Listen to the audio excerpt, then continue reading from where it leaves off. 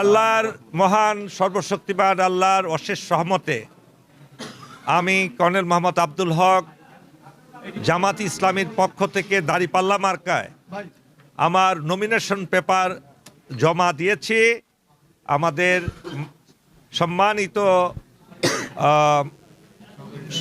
সহকারী commissioner returning officer তিনি আমার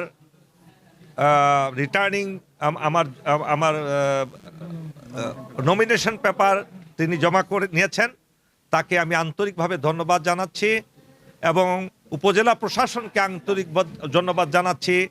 আপনাদেরকে ধন্যবাদ জানাচ্ছি, আপনারা যারা সাংবাদিকরা এখানে হাজির হয়েছেন, আপনারা অনেক কষ্ট করে দূর দূরান্ত থেকে আসছেন, আপনাদেরকে ধন্যবাদ জানাচ্ছি।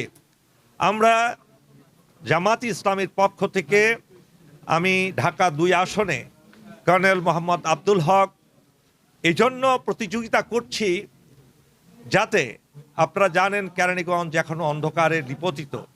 এই অন্ধকার থেকে একটি পরিবর্তনের জন্য, রাজনীতিতে একটি পরিবর্তন আনার জন্য আমি চেষ্টা করব, আমার দল চেষ্টা করবেন, যদি আপনারা আল্লাহর পক্ষ থেকে আদেশ হয় আপনারা আমাকে নির্বাচিত করেন।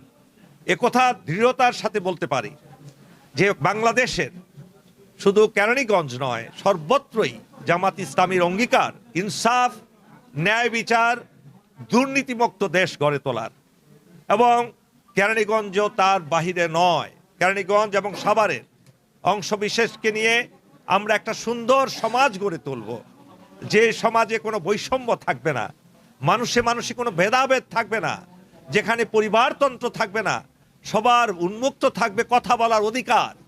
শুধু এখানেই শেষ নয়, আমরা শিক্ষার আলো ঘরে ঘরে ছড়িয়ে দিব। আমরা মানুষের নৈতিক চরিত্র উন্নয়নের চেষ্টা করব। কোনো দুর্নীতি থাকবে না, মাদক ব্যবসা থাকবে না, কোনো ধরনের চাঁদাবাজি থাকবে না এবং ভূমিদস্যুতা থাকবে না। ঘরে ঘরে শান্তি প্রতিষ্ঠিত হবে। ধর্ম, বর্ণ, আদর্শ নির্বিশেষে সকলের মধ্যে ভ্রাতৃত্ব কায়েম করব, এমনভাবে কায়েম করব সে হোক সে বিরোধী দলের, হোক সে অন্য ধর্মের, হোক সে অন্য আদর্শের, তাতে কিছু যায় আসে না। হোক আমার বিরোধিতা করছে, হোক আমাকে চরম শত্রু মনে করে, কিন্তু আমরা চেষ্টা করব সকলকে ঐক্যবদ্ধ করে একটা ইনক্লুসিভ সমাজ কায়েম করার জন্য।